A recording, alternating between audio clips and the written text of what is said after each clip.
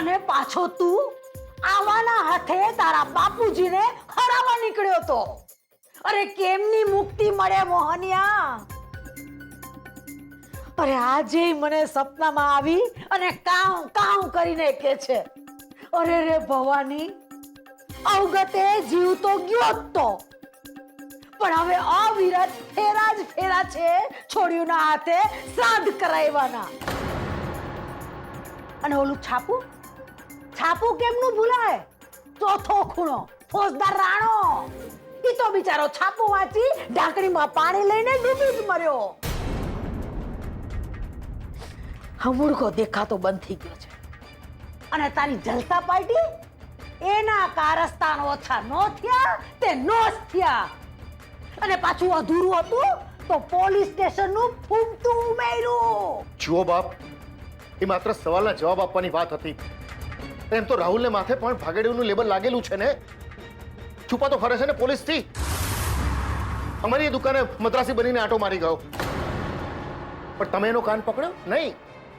અમે ક્યારે તમારે ત્યાં આવીને કહ્યું કે તમે ઠપકો આપો રાહુલને? નુકસાન કરે છે, નુકસાન.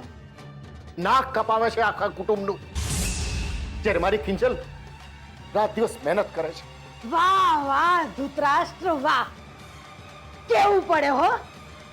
એક કામ કર ગગા, એક મંદિર બંધા, દીકરી વાલનો દરિયો એના નામ, અને એમાં 3 મૂર્તિઓ મૂકા. એક બીજલની આલીકોર, એક સેજલની ઓલીકોર, અને વચ્ચે મહા માવડી કિંજલ એની મૂર્તિ મૂક. અને તું માથે મુંડો કરાવી, હાથમાં માળા લઈ અને જપતો બેહી જા. મારી કિંજલ ડાઈ જાગરી, મારી કિંજલ ફલાણી ઢીકણી. અને બાર મોટું પાટિયું મારી દે, કિંજલ માવડીની માનતા. જે કોઈ છોડ્યુંના માતા પિતા અહીં આવશે અને કિંજલના નામનો દોરો બાંધશે, એને અમારી કિંજલ માવડી શીખવશે દંડ કેમ પોકારું, બારવટીએ કેમ ચડવું, અને ખાનદાનનું નાક કેમ બોળવું. અને કેવળી મીરાને જઈને કે ગાંધારીની જેમ આંખે પાટા બાંધી અને બેહી જાય, એટલે એને દેખવું નહીં અને દાજવું નહીં. બસ કરો પપ્પા.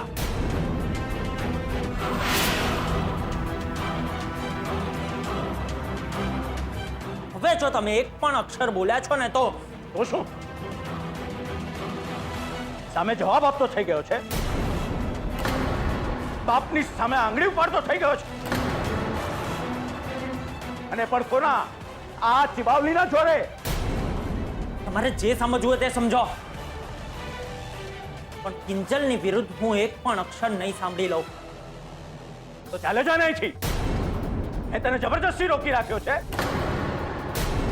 બાકી હકીકત તો એ છે કે પેલા ચા વાળો અને એની આ છોકરીએ જિંદગી હરામ કરી નાખી છે. બાપ જાણે આડોડાઈમાં એવરેસ્ટ, અને આ છોકરી મારી પાસે ગલીએ ગલીએ ફરીને ચા વેચાવડાવવાની હતી. શું થયું? હારી ગઈ ને ચેલેન્જ? ચેલેન્જ ભલે હારી ગઈ હોય, પણ એનાથી તમારો અને એનો હિસાબ પૂરો નથી થઈ જતો. બસ કરો બાપ. તમે તો એવી રીતે બોલી રહ્યા છો જાણે આ બધું કરવામાં મને અને કિંજલને બહુ મજા આવતી હોય. તમે ક્યારે એ વિચાર કર્યો છે કે અમે કઈ પરિસ્થિતિમાંથી પસાર થઈ રહ્યા છીએ? તમારે તો બસ જ્યારે હોય ત્યારે ઘરે આવીને કિંજલે આમ કર્યું, કિંજલે તેમ કર્યું, કઈ નાખવું છે. પણ તમે શું કર્યું એનો ક્યારે વિચાર કર્યો? નહીં. ક્યારે અમારા ઘરે આવીને અમારા ઘા ઉપર મલમ લગાડ્યો? ના. બસ મીઠું ભભરાવ્યા કર્યું તમે, અને પાછા ઉપરથી એવો દેખાડો કરો છો કે તમને અમારી બહુ પડી છે. અરે બા, ખરેખર જો તમને અમારી એટલે કે ખાસ કરીને મારી પડી હોત ને, તો પેલા વીસીના 5 લાખ રૂપિયા તમે ચોર્યા ના હોત. હા બા, જ્યારે ઘરમાં બધાને ખબર પડી કે તમે પૈસા ચોર્યા છે, ત્યારે બધાએ ભેગા મળીને નક્કી કર્યું કે તમને ઇન્સ્પેક્ટર રાણાને સોંપી દઈએ. પણ મેં ના પાડી. નહીં, બાને આ વાતની ખબર પડવી જોઈએ નહીં. એમ તો મીરા મોમે મને હું કરવા ચોર કીધી? તમે એમ માનો છો કે મેં મીરાને ઠપકો નહીં આપ્યો હોય?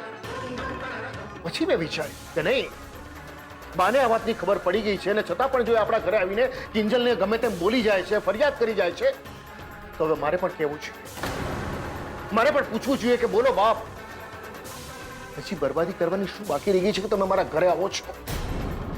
અરે પૈસા તો લૂંટી લીધા તમે મારા, હવે શું બાકી રહ્યું છે મારી પાસે કે તમે આ રીતે લૂંટવા માટે ઘરમાં આવ્યા કરો છો મારે આંગણે?